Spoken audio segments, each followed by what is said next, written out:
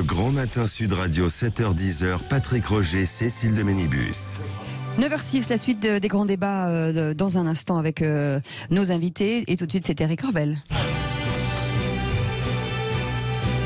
Bonjour Eric, bienvenue. Bonjour Eric. Bonjour Cécile, bonjour Patrick. Oui, alors on continue donc sur ce fiasco du Stade de France, parce qu'il y a beaucoup de questions évidemment à se poser. Ce qu'on verra avec Michael Lejarre dans un instant, vos questions au 0826 300 300.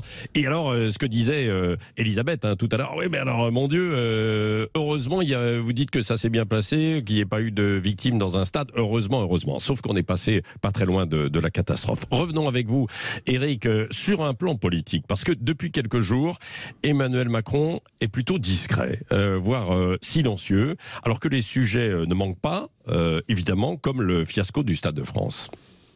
Oui, aucune déclaration, aucune visite sur le terrain. Bon, je sais qu'Emmanuel Macron est attendu cet après-midi à Cherbourg pour visiter un hôpital, mais sinon, on a eu le droit à 2 tweets récents du président de la République. L'un pour rendre hommage au journaliste français Frédéric Leclerc-Imhoff, mort en Ukraine.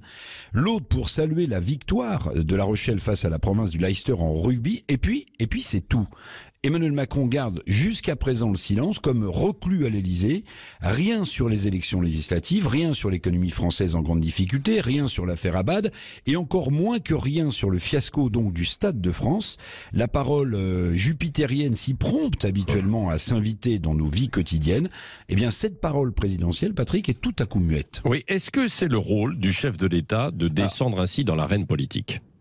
Écoutez, dans l'affaire du fiasco du Stade de France, le mutisme quand même d'Emmanuel Macron est, si j'ose dire, éloquent. Voilà une affaire quand même, puisque vous posez la question, qui menace de tourner à la crise politique ou diplomatique. Le ministre de l'Intérieur, Gérald Darmanin, est traité de menteur en Grande-Bretagne. Voilà donc une affaire qui atteint directement, une fois de plus, l'image de la France, qui touche sa crédibilité sur la scène internationale.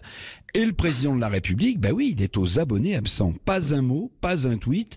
Emmanuel Macron regarde ailleurs. En agissant ainsi, pour moi, il fait pas preuve d'autorité du tout. Oui. Est-ce qu'il n'attend pas les conclusions des enquêtes pour y voir plus clair ? Logique, finalement. Alors, oui, on peut le penser. La France a ouvert une enquête, c'est vrai, vous le rappeliez, sur la brigade, grâce à la brigade de répression de délinquance auprès du parquet de Bobigny, qui est chargé de faire toute la lumière sur la fausse billetterie du Stade de France, dont Darmanin n'a de cesse d'accuser les Anglais de Liverpool. Bon, très bien, mais attention, l'UEFA, vous l'avez vu, lance sa propre enquête indépendante. Le mot indépendante est important.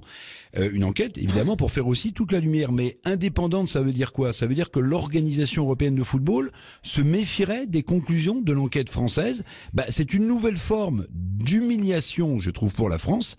Et donc pour le chef de l'État. Humiliation, vous allez loin. Ce qui est certain, c'est que c'est Emmanuel Macron qui avait insisté pour que cette finale se joue à Paris. Oui, vous faites bien de le rappeler, parce que on voit bien que l'Élysée est dans l'embarras sur cette affaire, d'où le mutisme du président, sans doute, parce que c'est Emmanuel Macron qui a fait des pieds et des mains, on s'en souvient, pour que Paris organise à la place de Saint-Pétersbourg, au moment du déclenchement de la guerre en Ukraine, pour que Paris et le Stade de France organisent cette finale de la Champions League. C'est Emmanuel Macron qui a pesé de tout son poids. Or, 3 mois, c'était trop court, nous disent les experts, pour organiser cette compétition sans risque. 2 choses l'une, ou Emmanuel Macron n'a pas souhaité écouter les experts en organisation, ou bien pas un n'a osé le lui dire, mais ça évidemment, Patrick, aucune enquête ne le révélera.